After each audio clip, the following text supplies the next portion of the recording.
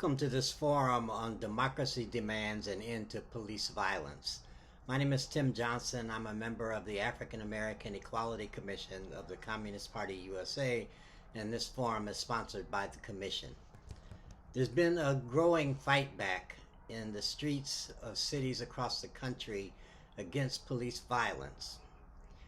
This is an issue that seems to be growing rather than abating. And recent studies from the Police Violence Report have noted that the number of police shootings have actually increased from 2020 to 2021. In response to that level of violence, there's been a large number of organizing within communities across the country, specifically in African American and Latino communities, but in other communities also.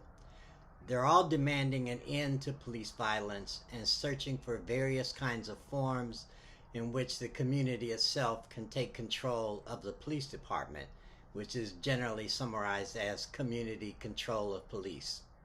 We've invited a number of people from across the country who are actively involved in this movement to have a discussion on police violence, ways to end police violence, and how to implement community control of police programs. The first guest we'll have is Molly Nagin, who's an organizer for the Samaria Rice Campaign for Justice in Cleveland, Ohio. Secondly, Mike Madden, who's a member of the St. Paul Federation of Labor. Third, Samaria Rice, who's the CEO and founder of the Tamir Rice Foundation. Fourth, Sydney Loving, who's an organizer for the National Alliance Against Racism and Political Repression from Dallas, Texas.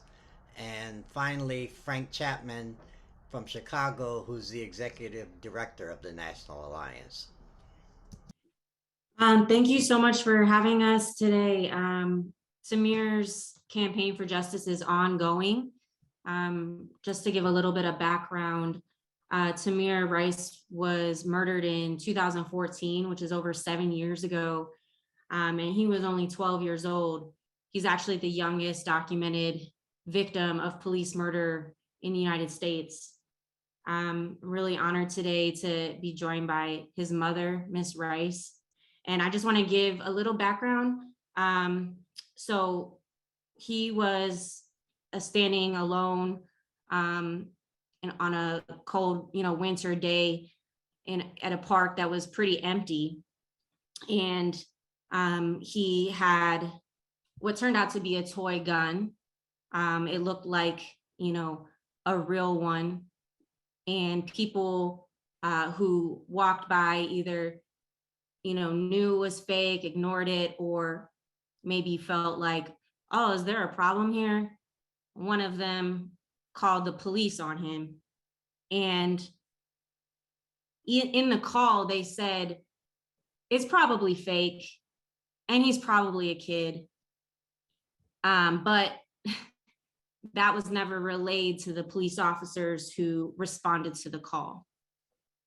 And the police officers responded to the call as if, we don't have an open carry state in the state of Ohio, which in fact we do. Even if Tamir was an adult with a gun, he was within his legal right to stand there with it. But they responded, they rolled up, and within a second, opened the door and shot him dead. This situation rocked our city, and it rocked really on an international level. This was right at the beginning of the Black Lives Matter movement. And so now Tamir Rice is an international name. So the story of seeking justice for Tamir is not just about that moment of crime, of police crime, but it's also about the ways that the justice system is biased in favor of the police. And it's also about the ways that media and politicians and even people in the movement took advantage of of this situation and to make a name for themselves. There's a combination of the fact that when they killed Tamir, they erased his voice. And just the other day, we had a protest at the very site where he was murdered because there was a dedication ceremony. We had national figures, Congress people, NBA bosses, Cleveland Cavaliers bosses, all coming together to dedicate a new gym at the very site where he was killed, and they never once mentioned his name. So on the one hand, we have the erasure, but then on the other hand, we have this co-optation and this way of, I'm on the good side and I'm gonna just, talk as if, you can trust me. We had a prosecutor who was kicked out of office because of his malfeasance and his lack of action on the case of Samaria Rice. And then the next prosecutor came in saying, yeah, what he did was wrong. This was an incorrect, this was all biased, and then did nothing. And when we're pushing for the case to be reopened, won't even meet with us. When I work with Miss Rice, there's this thing she said to me the other day. She said, I've never had so many people try to help me as try to take from me.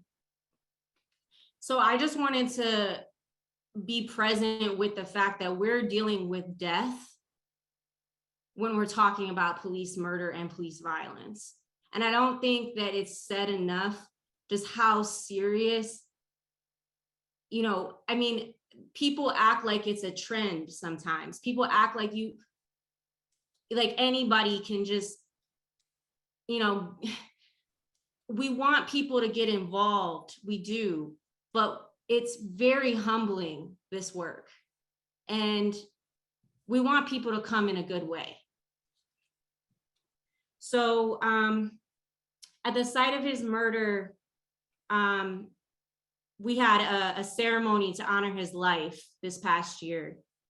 It was a libation ceremony and it was really beautiful. We had a circle of people come together to say their prayer, to speak to him, and to call for justice.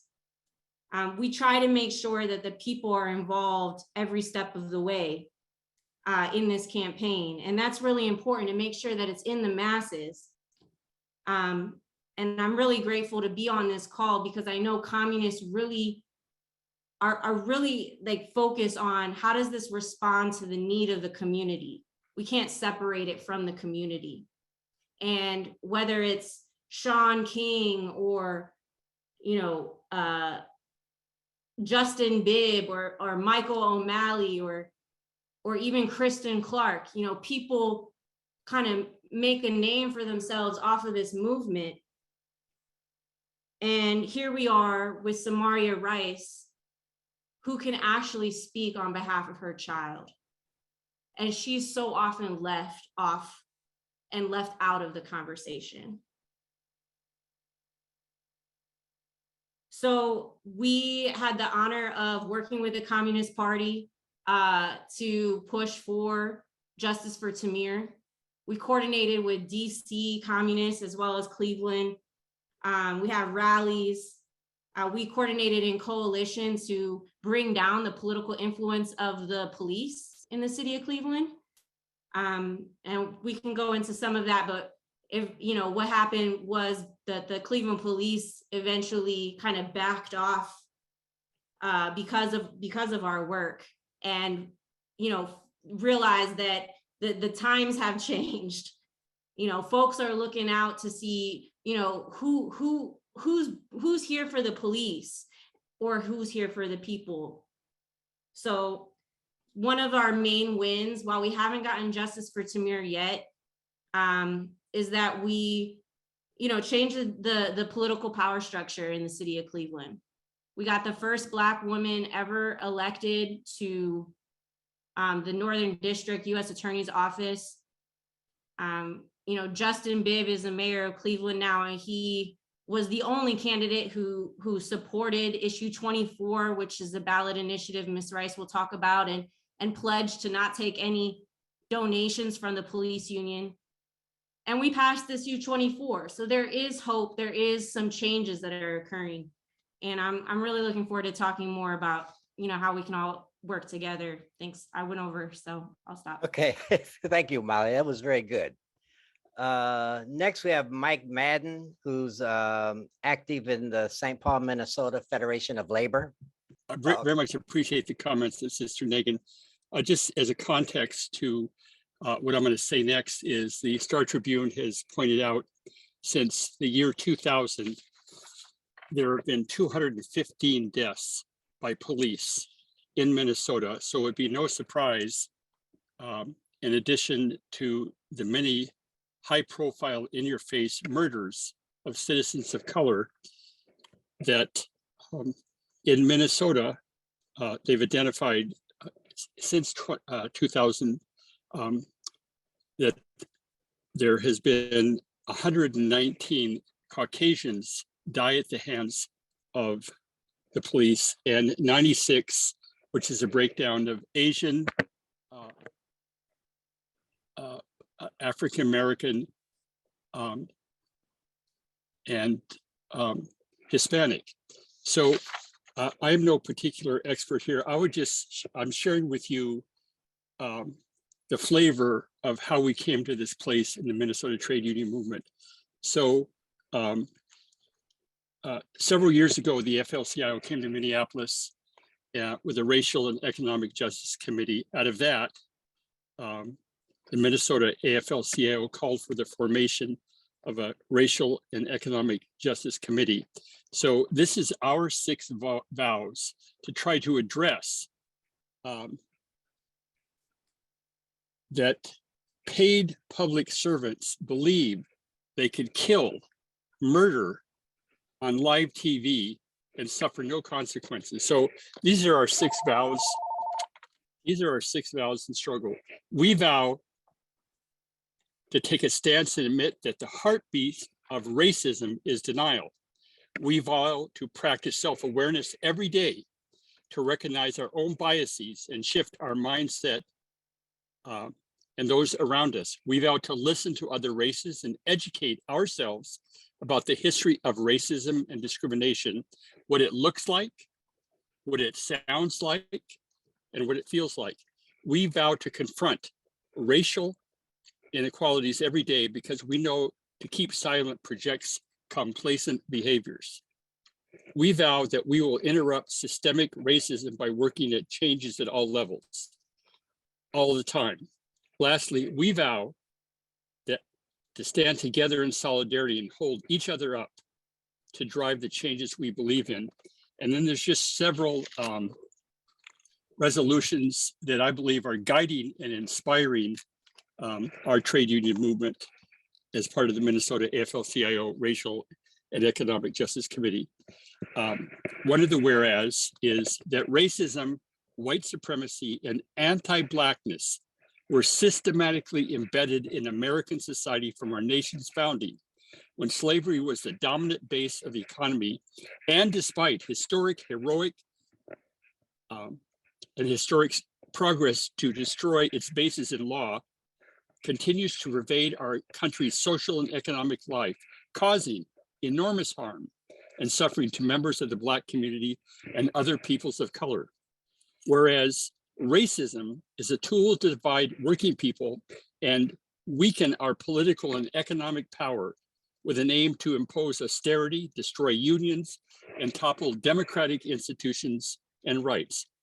Whereas President Trump on June 3rd, 2020 spoke about the urgent need to dismantle oppression in our workplaces, our health systems, our housing system, our voting laws, our criminal justice system.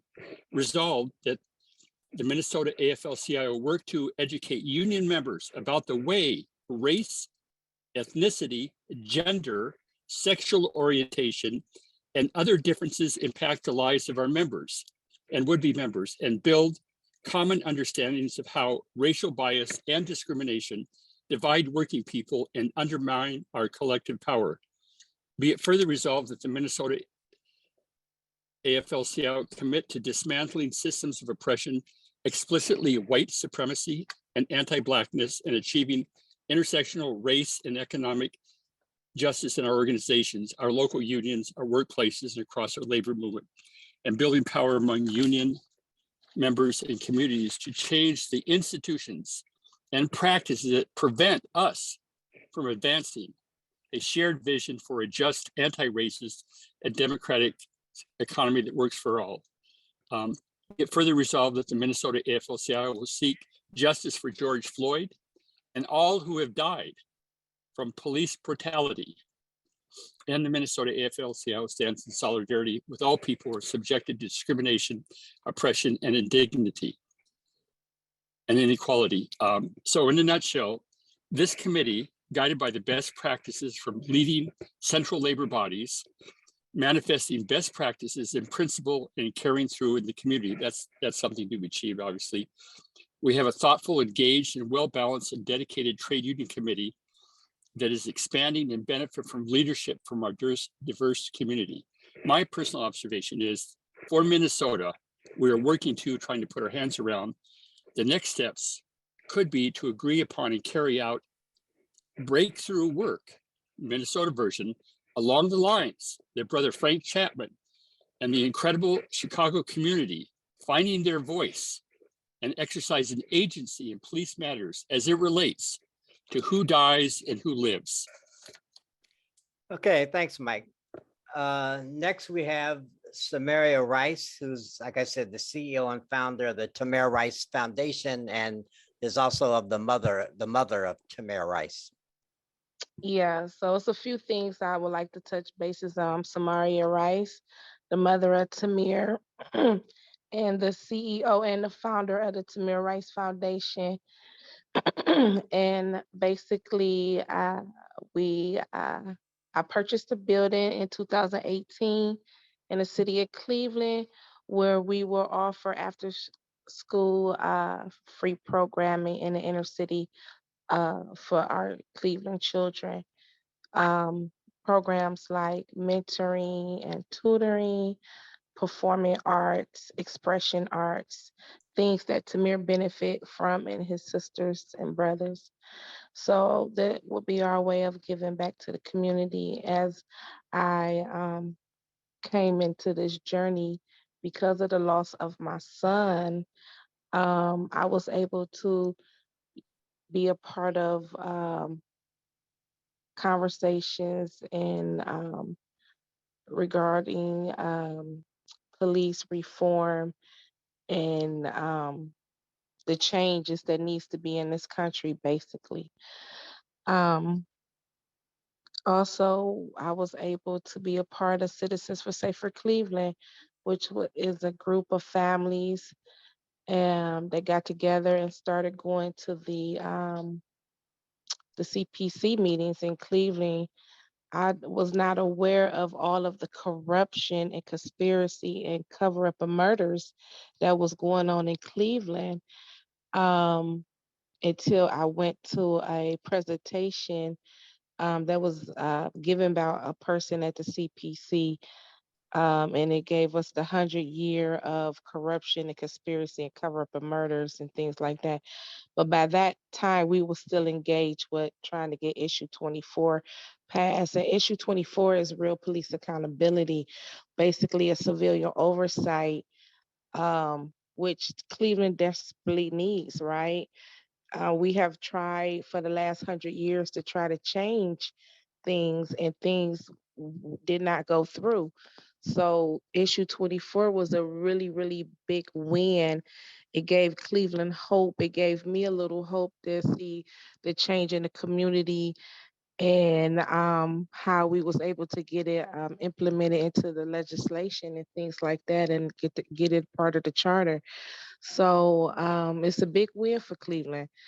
It's just about making sure that they follow the rules and the recommendations, and making sure that we stay a part of those conversations and be at the table. That also what helped us, just really being engaged also with some community organizers as well, like Molly Nagin and a few other people that was able to help us get the ballot initiative passed. Um, it's just unfortunately that the consent decree, which I'm just learning about it because of the death of my son, meaning that it been to Cleveland 4 times, meaning that the DOJ has been to Cleveland 4 times trying to clean it up and, have to go in and basically babysit the Cleveland Police Department because of the cover up and the conspiracy and murders and stuff. And that's just one department, right? We have so many police departments in the country, let alone in the state of Ohio. It's probably over 850 something police departments. Somebody tell me, why do one state have so many police departments? Number one. So and I'm going to wrap this up shortly. Like I said, I could touch bases on a whole bunch of stuff, but where I'm at in my life right now is a few things. I'm still trying to have a conversation with Christian Clark, which she's the DOJ, which at this point I'm asking her to give me details of why they cannot um, indict Timothy Loman and Frank Grandback for willful intent. The statute is 242. So she tells me that we need a better statute. We need a better statute. We need a stronger statute. And my attorney is like, well, why can't you just challenge the statute? We have a letter from prestigious lawyers in the country, Brian Stevens, and also Angela Davis is on the letter as well, saying that you can charge him. So she is a coward at the end of the day, and I'm not going to sugarcoat anything. I don't have time. My son is the youngest child in America that has been murdered, and you cannot tell me that those two officers should not be in jail. So now it's just like I'm thinking of other ways, and hopefully, I can get me a Supreme Court lawyer to challenge this. And again, my attorney explained a few things to me, talking about Christian Clark should have been the one to take this to the Supreme Court. At the end of the day, America is built off of genocide, blood, sweat, and tears on American citizens, starting with Black and Brown folks. At the end of the day, the white supremacy is real, and we are very much aware of it. To me, I believe all of this needs to be abolished. To me, at the end of the day, I think it needs to be a people government. If Congress is not going to help, if the Republican Party is not going to help, the Democratic Party is not going to help, who is going to make a law saying ceasefire on Black and brown folks, Black and brown people? Who's going to make that law? It's simple as that. So at the end of the day, when it comes to white supremacy in this country, we know who we're dealing with. We know exactly what this is. We're not new to this. We are not um, we don't have those shades put over our eyes. It's certain leaders that God has called upon to lead us to victory, and it's for us to wake up the masses and to continue to wake up the masses of the people the best that we can, because it's a lot of them sleep and think that this is the way of life. This is not the way of life. When you have been traumatized in a horrific way, whether it has been in jail, been accused for something that you didn't do, that is traumatization. A mother burying her child, that is traumatization. By the hands of a person that was supposed to protect and serve. Like, somebody got to be responsible for this at the end of the day. And that's where I'm at. And like I said, I could touch bases on so many things. I have so much knowledge. I have so much experience. It's just what y'all want to talk about at the end of the day, because I'm to the point like, who owns this country, and why are we getting murdered in death and murder still over here in this country in the 21st century? What is going on in this country? So that's where I'm at. Thank y'all. If y'all have any questions, let me know. Okay, thank you. And hopefully after we go through the panels, there'll be some open discussion, and maybe people can ask you some questions about some of the points you've raised. The next speaker is Sydney Loving, who's from Dallas and is an activist in the National Alliance Against Racist and Political Repression. Yes, my name's Sydney. I'm in Dallas, Texas. I'm with the National Alliance. And first, thank you to all the panelists and your very powerful words. I'm going to speak a little bit about coalition building in the fight against police crimes. And of course, the fight against police crimes is a very key piece of the fight for Black liberation overall. So what coalition building really comes down to is that there's so many different elements in a different area, in a given area. You really have to investigate and find out what the demands are, what the issues are, one of the panelists was speaking about the needs of the people, right? What are people dealing with, and find out what areas the folks are organizing in. And that's where we find out where we can align with other elements and where we could find common ground. And it's not to agree on every single thing, but it's to unite in action to get something done. Because if you wait to build and work with only the elements that think the exact same as you're going to be very lonely. What we're doing is ultimately a confrontation. We're confronting a racist police state. We're confronting this racist system, and in a confrontation, you need people fighting by your side. You need allies. So, within this movement, there's a lot of ideas, a lot of different ideologies, but we're not fighting a battle where the terrain is just ideas. The terrain that we're fighting on is young brothers and sisters losing their lives over traffic tickets, over everyday interactions with police, having their rights stripped away, being targeted and harassed, and that there's no legal recourse or accountability for the police departments that are carrying out this abuse on the daily. So that's the terrain that we're fighting on. And so the point is, we have to keep this in mind so that we can unite wherever we can unite with as many elements of the community as possible to struggle together, even if all of our ideas are not aligned, which they won't be. So the United Front, it's just so powerful because it pulls together all of these different experiences that are pointing to the same system and saying that this is wrong. So let's get together and fight it. And within the alliance, why community control of the police is really our North Star is because what we're trying to do is change the relationship of power between the police and the people.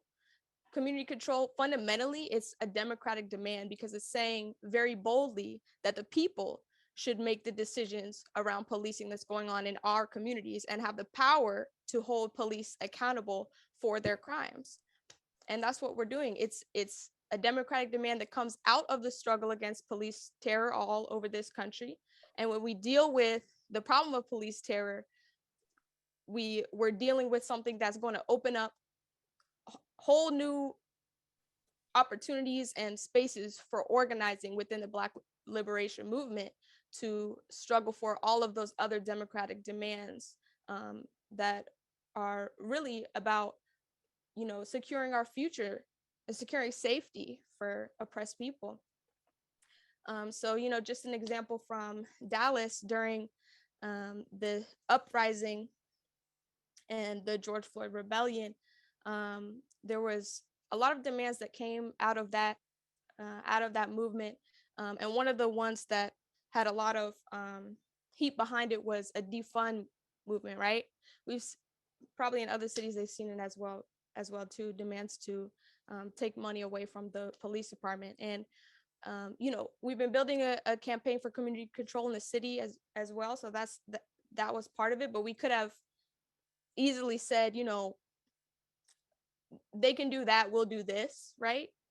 But what came out of that uprising was a coalition that was built of, over 16 organizations in Dallas. And through that fight, we built trust, because you build trust by organizing side by side.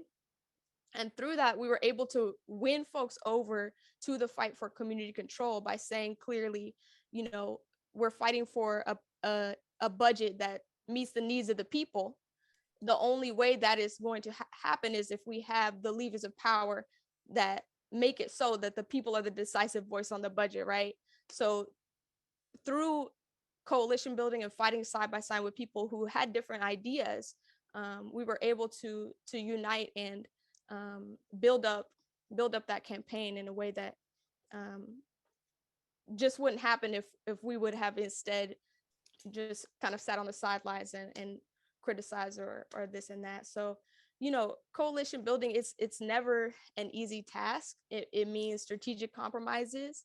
You know, unity is not that we ignore all the issues and contradictions, but it's that we prioritize action and what we can do to bring our campaigns forward and bring our movement forward as a whole. Because that unity, that's how we win. That's how we win. So yeah, that's all I'll say. Okay, thank you, Sydney. And the next speaker, the last speaker on this part of the program is Frank Chapman. Frank is a longtime activist in the labor movement and the African American movement, and is the executive director of the National Alliance Against Racist and Political Repression. Thank you very much, Tim, and thank everyone on the program for being a part of this, and I'm honored to be a part of it as well. This is a very important topic. This is a life and death struggle, and we have a lot of work to do. I just want to talk about what the National Alliance Against Race and Political Repression has been doing in Chicago and the country, because what we've been doing here in Chicago kind of mirrors what we're doing in about 22 other different cities, including Dallas. As Sydney pointed out, we're engaged in a struggle for community control of the police, which means we are fighting for the democratic right to say who polices our communities and how our communities are policed. This is so important to Black people and brown people because historically the police has been used in our communities to help maintain the status quo, to suppress our movements for liberation. And so it's very critical that we not only put forth this demand, but fight for it in a correct manner. And I think fighting for it in the correct manner is along the lines that Sydney just pointed out. We need to unite all of the people that we can possibly unite to engage in this struggle, and we've done that in Chicago. You know, we've engaged over 150 different organizations in our struggle, and we have a very specific political objective, and that objective was to get a piece of legislation passed in the City Council called Empowering Communities for Public Safety. And what this legislation does is that it's law now, but so what it does is it gives the people in our community an opportunity to have direct input into making police policy, and it's based on electing 3 people from each police district onto a council, who will in turn nominate a citywide commission for overseeing the police, not just overseeing them, not just reviewing them, but also making policies to change things, like making policies with regard to stop and frisk laws, making policy with regard to no-knock laws. You know, we intend to ban all that. Making policy with regard to how deadly weapons are used against our people, you know, to murder them in the way that they've been murdered. Like, for example, Laquan McDonald, who was shot 16 times, 2 times, the first 2 shots knocked him to the ground, and then while he was on the ground helpless, the police officers fired 14 more shots into his body. So we were able to get that police officer charged, convicted, and sent to jail. But he's the first police officer that ever got convicted of anything with regard to violating the rights of Black people in this city ever. So that was a very important victory. But as important as that victory was, we feel like getting the law passed, empowering communities for public safety was a historic victory that is even more important than getting Jason Van Dyke indicted and convicted and sent to jail, because we need a systemic change, and that's what empowering communities for public safety is going to bring about, a systemic change. The law is just going into effect right now as I'm speaking. We just now put together a group of people who we are going to be presenting to the city council to be on the interim commission for the empowering communities of public safety to be implemented. And this interim commission will exist from now until 2023. In 2023, we will have elections, and to do what I said earlier. In those elections, we will elect people in each of the 22 police districts. We will elect 3 people in each of the 22 police districts, which is 66 people, and those people will in turn nominate a citywide commission to regulate police conduct and behavior. And I say to regulate because that's what we're talking about here. A lot of people didn't believe that we could get this kind of a law passed, but here we did it. And the reason why we did it is because we built one of the most massive movements in the history of this city, involving the labor movement, involving churches, involving all kinds of grassroots organizations and whatnot. Like I said, 150 different organizations, and that's what made this happen. And so we're very excited about having this law passed, and we're even more excited about getting it implemented. And so we have a very important task in front of us now, and that is to make sure that our people get an opportunity to exercise this power. And to that end, we are starting next Saturday, next week, March the 5th. We're starting training schools to train, 5-week training sessions where we will train our people on how to run in the police district, how to be candidates, and how to win. So I'll close it off with that. I'm sure people have questions of the other panelists, and I don't want to take up any more time. Okay, thanks, Frank. Just to put a broad subject that some of you addressed it in some ways, but how do you go about building a coalition? I mean, what are the groups that you look to first, particularly in the aftermath of there being a police shooting or some kind of outrage against the people in terms of police violence? And so any of you like Molly or any of those people, what were the actual processes you went about to build coalitions? And how were those coalitions made up? What forces? Were they mostly in the African-American community, mostly activists or existing groups or otherwise? So I would say that it was a combination of existing groups and newly formed coalitions. After the death of Tamir Rice, as I said, many people got ignited into action, and I can name probably over a dozen, maybe 24 people who are full-time organizers now since 2014. Whole coalitions were formed, and also, historic organizations were joined and refounded. When it comes to kind of the national work of coalition building to take on the DOJ, we started with our comrades in DC. From there, went to the Poor People's Campaign, Black Lives Matter DC, and in Cleveland, Black Lives Matter Cleveland was an active role in our coalition.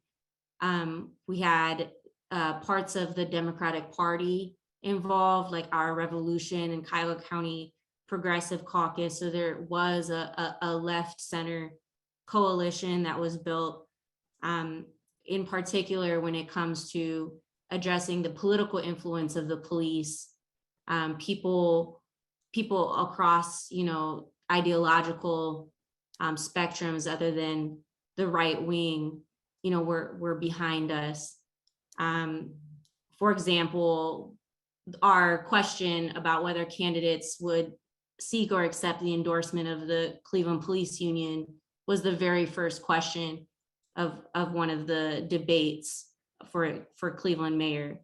And then, Sherrod Brown, Senator Sherrod Brown welcomed Miss Rice and listened to our coalition when we said, no, please don't appoint the same U.S. attorney who brought us the consent decree, which hasn't worked at all. Please don't appoint him because he didn't do really anything.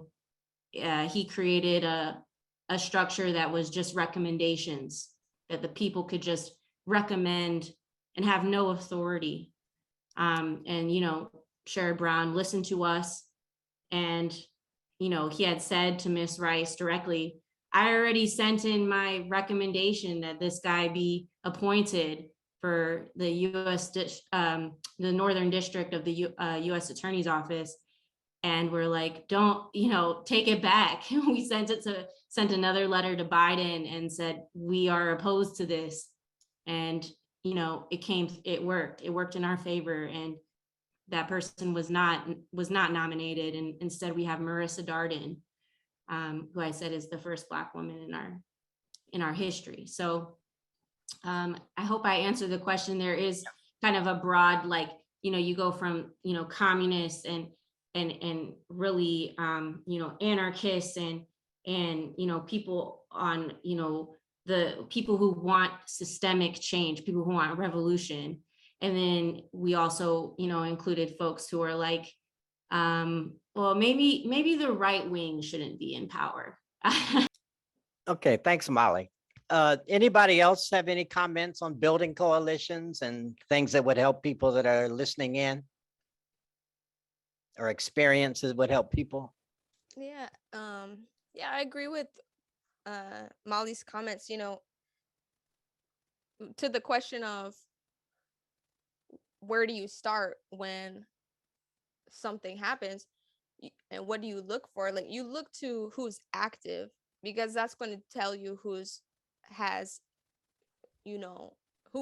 about moving, about making something happen, right? So you look to who's active, and and start from there in terms of finding out what campaigns you can work together on. Okay, I agree with Molly and Sydney. You build as broadly as you possibly can, and you include people in the community who are already organized. They may be organized to do something else other than fight police crimes, but we can get people all united and organized around this.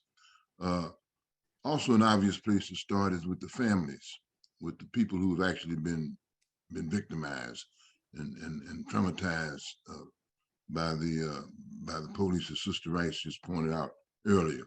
And that's what we've done here in Chicago. We have a powerful a group of families that we brought together to file complaints with the United States Department of Justice about the police crimes. There are 49 different families, and they filed complaints with regard to murder, with regard to torture, with regard to all the things that the police do here to our people. And so that's an obvious place to start, and also start with a campaign to bring about an end to police terror by getting community control of the police. And then you can get all different organizations and groups and family members and whatever to endorse and be engaged in that campaign. That enables people to continue to do the organizing that they may be doing around housing and around jobs and other different things, but they can also participate in a coalition that's specifically about getting community control of the police. Okay. Thank you. Anybody else want to address this topic? Yes, I'll go ahead and say something. Mhm. Um, although I'm not a coalition builder, I'm a mom and now I'm an activist and somewhat of an organizer. And what I can say is that um, me personally, I look for activists that's genuine doing the work that can lead to lead a family member like myself that very clueless to what's going on. Like we be in a fog for a very long time and just like I was kind of like didn't know what I was doing. So I look for people. Yeah, I thought I was looking for people that know what they doing in these situations. That's what I could say to that. And just again working with the families and the activists kind of guiding us. At the end of the day, we're powerful, right? We have a voice and the people want to hear from us and things like that. And the activists kind of help us with that. Just to let y'all know, if no one told y'all, people like myself, you know, I look for people to help me and give me right direction and not be fish straddlers, right? We don't need any fish straddlers when we building coalitions. I mean, we trying to make some change here in the country, whatever our jobs is. And I think for the most part, we have very important jobs. Like I said, God has put us in positions to get some change in this country. So I just wanted to say that. One other question, and maybe this would go to Frank, but is there some kind of model like what you did in Chicago and got passed in the city council? Is there a kind of broad model legislation that people can rely on rather than having to construct something from nothing?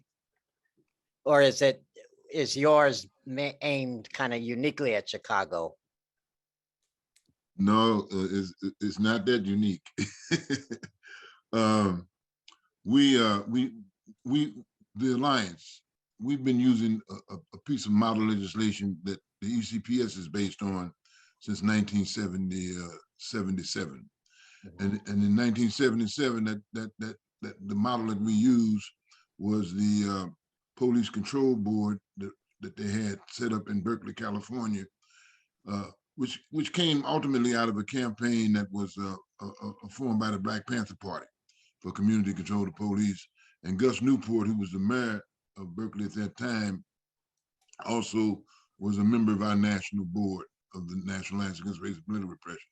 And so we just took that legislation, and we had our attorney Lynn Paletti and others to put together a model, and we use that model to fashion the legislation here in Chicago. That's how we ended up with ECPS. Models don't work perfectly because as you get engaged in struggle, you have to tailor it to fit reality. But models do work, and so we still have those models, and we're sharing them with our comrades throughout the country in 23 different cities now. And so we can also share it with people on this call. I mean, on this panel, if they would like to have it, no problem. Okay. Can they contact the Alliance through your website to get copies of it? Yes, they can, and our website is nawrpr.org, NAARPR.org, and yeah, you can get it through our website. In fact, after the night, we'll put the model up on our website.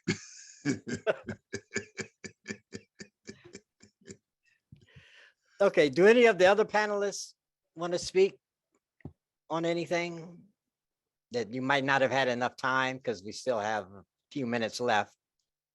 I just want to offer just one contribution from the struggle in Cleveland. issue 24 changed the charter of the city to include this permanent board. And I just wanted to, raise that because that, it's different than an ordinance that can be, reversed if, we lose power. So I think So that this that is was an oversight board that oversees the police you're talking about?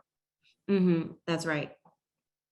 So I wanted just to offer that as like something to keep in mind to see if cities can put this elected council into the actual charter of the city that you're in. It's called a civilian oversight. And it is made of 13 commissioners, which will have a stronger presence. And unfortunately, 3 of them have to be part of a department with policing, like the FOP and it's the FOP and I think somebody from the maybe Black Shield and then the regular police department. I might have that last one wrong, but I just know that that's unfortunate, right? And then we have some other people that's going to be on the panel. Then we have some recommendations that some people come in from the community that had experience with the police and other involvements or whatever could be a part of the panel. I just hope that we get people to sign up for those positions. One other thing I wanted to touch base on, when you talk about defunding the police, it really goes back to their training, right? I was talking to a good friend of mine, and she said that we should challenge the training when it comes to policing in our communities, in our country, in this country, period. Because evidently they are sending uneducated, undertrained people to our communities and don't know nothing about us. And that's just not fair to put that type of responsibility in another human's hand when they're uneducated and untrained. So when you talk about defunding the police, yes, we want to take some of the money for our community. We want to hold city council, definitely hold them, accountable and things like that. But we also want to make sure that they're being trained properly. And I think we can all start there and making sure they have the qualifications that they need, far as a sociology, a psychology certificate, or require them to have an associate's degree, random drug testing and background testing for us, their mentalness. I just don't think that they are aware of the damage and the harm that they do to American citizens, black and brown American citizens on top of that. So I think it's a conversation to be had with the academy, when it comes to policing in this country, because there's no way that they shouldn't have no type of common sense when it comes to making a judgment as quickly as they made in my son's situation. Let me just say that, you know, um, Timothy Loman, he was a very bad officer. He slid through the cracks. Most of them do. Most of them get promoted when they do something wrong. You know what I'm saying? And it's just a cover up and conspiracy on top of one another. So again, it goes way deep. It goes way deep with having those conversations, with the governors or of the state, and trickle it on down from the governors to senators and whatever conversation it needs to have when it comes to this police academy, because the police academy has failed. It has not worked for anyone. It has not worked for no one. Who are training these police officers? Where do they come from? Why aren't the criterias not more stricter? You know, and if you're a police officer, you should be upheld to look a certain type of way. How are you a police officer and you're eating donuts all day long? You can't be a police officer. Again, at the end of the day, you know, we the people, we the ones that rule, and they know we rule, but most of us are so sleep, we don't know no better. So at the end of the day, we have to have accountability for ourselves and knowing that we have the power, you know, and we are the people that put these people in office. Again, when it comes to you know, the more political range, when it comes to Congress and the Republican Party and the Democrat Party, I think there's a conversation to be had, because how they're not helping us, like how are you just for the wealthy? That's not going to work. And if that's the case, we need to have a conversation. Mhm. Okay, America is built up on a rainbow of people. And that's all I'm going to say. It's built up on a rainbow of people, American citizens. And it's going to take all of us, allies and all, for us to come on one accord. It's too many chiefs and not enough Indians. And God only picks his chiefs to lead at the end of the day. And most people, when it comes to egotistic and stuff like that, they need to listen to these people like myself and Fred Chapman, the ones that have experience. We can lead y'all to victory. It, again, when it comes to coalition building, it just be a lot to deal with. Mhm. So I'm just letting you all know from my perspective what I have experienced being a mother thrown into this. Two children still in school at the time of Tamir's murder, and me still, and I done went through three administrations. I went through Obama administration, I went through the Trump administration, and now I have went through the Biden administration. And I'm still fighting here. So I don't have time to play these games with Tom. I don't have time with Mary Lewis. I don't. It's gonna be the people's way, and that's the only way. That's Mhm. the only way that this is gonna work. You know, at the end of the day, you know, again, it has to start somewhere, you know, and I think Police Academy is another place that we could start, on top of making sure we have civilian oversights in major urban cities across the country. Why not? They have all participated in conspiracy of murders in every urban community across the country. So I mean, again, Molly know how to get in contact with me, but at the end of the day, I have a formula, I have a solution, because I created one of the Black liberation formulas when it comes to getting your children out of school. I have 4 high school graduates, including Tamir Rice. All of my children graduated high school, all of them. Just because that's what I wanted, and I set the formula for them to do it. So, and that's why I created the Tamir Rice Afro Central Culture Center. I have a formula to make sure our children win. At the Mhm. end of the day, Mhm. I have a formula. So thank you all. Thank you all for having me. It's been a pleasure. It's been an honor. And I'm open to questions. Okay, thank you. We have Yeah. we have one question that came over to any of the panelists, and that is, in terms of the proposed forms of legislation, do they only kick in when there's a incidents of police violence, or what about police harassment of people, or nonviolent forms of police misactivity?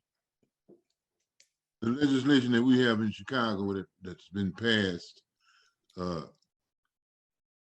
is has to do with us controlling the policy making with regard to the conduct of the police. So it doesn't depend on whether or not the police have committed an act. In fact, the legislation is set up in such a way where our commission can set policy where these acts are abolished, where police cannot do no knock law, no, kick down somebody's door without a warrant, no knock warrants, where the police cannot do stop and frisk. A lot of that's based on racial profiling. Right. Where the police, so our objective here politically is to prohibit police misconduct, prohibit police from committing these murders. And in order to do that, we must be we must be empowered to make the changes. So I want to just say this here in addition to that, so people will know. When you go look at our legislation online, if you are a police officer, if you were a police officer, you cannot be on our commission unless you've been off the force for 5 years. You cannot be on our commission. You cannot be on our commission if you are a police officer unless you've been off the force for 5 years. And does any of the proposals around there go towards the training of police, like Mrs. Rice was discussing? Yeah, we stopped a police academy from being built here because, but yeah, of course. Do any of the panelists have any parting thoughts that they want to say? All I know, I wish we would have thought of that, Mr. Chapman, when we were doing our civilian oversight. Not too late. Oh, okay. I'm definitely gonna mention that because right now, like I said, we have the Black Shield, the FOP, and somebody from the regular police department that's on it. I wish we would have knew that if you was gonna be a part of it, you had to be 5 years out. That's a great idea. Yeah, not too late. Also, we have a federal judge that is over our consent decree right now. His name is Judge Oliver. He has to get a little bit more aggressive with making sure that the police department get in compliance before the DOJ leave. Have you all had to go through any of that? Because they're not in compliance, Mr. Chapman. Yeah, we're dealing with that as well. We got a consent decree here that is not being enforced. There are good things in the consent decree, but see, by us having this commission, by us having set up this commission, we can go past the consent decree. We can do things that the consent decree can't do because it's written into law. Let me strongly advise that you go on our local website, CAARPR.org, and actually look at the legislation. It's empowering communities for public safety. It's on our local website, CAARPR.org, or stoppolicecrimes.com. Either one. Okay. Okay. Okay, thank you. Molly, you wanted to make a point about how people could support the Justice for Tamir campaign? Yeah, thank you. So if you go to tamirscampaign.org, it'll take you to our action network in which you'll find all of our petitions, and you can sign our petitions, even if they're kind of from the past. We'll still be able to get your email so we can keep you updated as we move forward. Right now, we're looking forward to the next couple of years, and I'm trying to make sure that the prosecutor O'Malley is taken out of office in the next election, and that we elect somebody who is committed to reopening Tamir's case and conducting an actually fair grand jury process that's not biased toward the police. So, we're active in recruiting that person right now, but also creating a sense of public indictment for the cops and for the prosecutor that were involved in this case. And we just need people to join us. As we talked about already, the broadest movement that we can, the better. And at the same time, being really careful about any type of opportunism and tokenism.